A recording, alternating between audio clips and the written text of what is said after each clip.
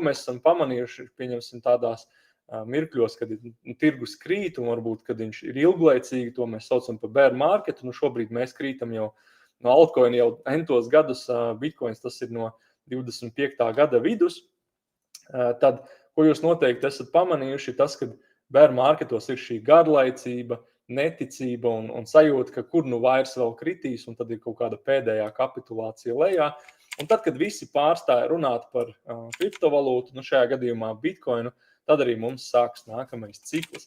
Tā kā ļoti, ļoti interesanta ideja, un patiesībā es biju izdomājis arī paskatīties šo pašu ideju tādam pašam Ethereumam, un arī šeit es varu, pieņemsim, nokopēt šo pašu iepriekšējo ciklu, pielikt klāt,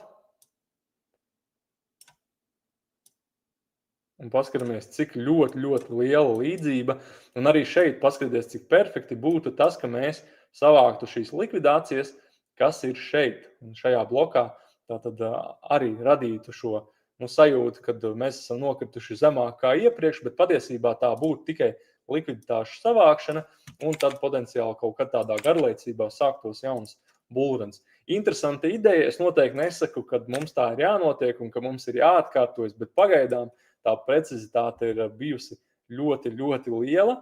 Kaut par šo pašu runāt vai arī par bitcoinu. Atgriezīšos pie bitcoina.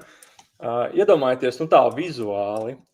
Protams, ka nav patīkami, ja mēs kristu vēl, bet paskatieties vizuāli. Ja mums ir šāds kritums, kas jau ir entos mēnešus, un ja mēs tā paskatāmies, ka iespējams, ka vēl šāds kritums mums ir, iespējams ir nākotnē gaidāms, vai tas būtu iemesls, kāpēc būtu jāpamet nozara un jāsaka kripto ir skams vai kas tam līdzīgs. Tā kā es noteikti neesmu nobijies no šīs, es uzskatu, ka bear marketi vienmēr ir bijuši lielākās iespējas, un es arī joprojām domāju, ja šis izspēlēsies, tā arī būs lielākā iespēja, un tad, kad visi aizies prom, tad arī būs īstais laiks turpināt pirkt.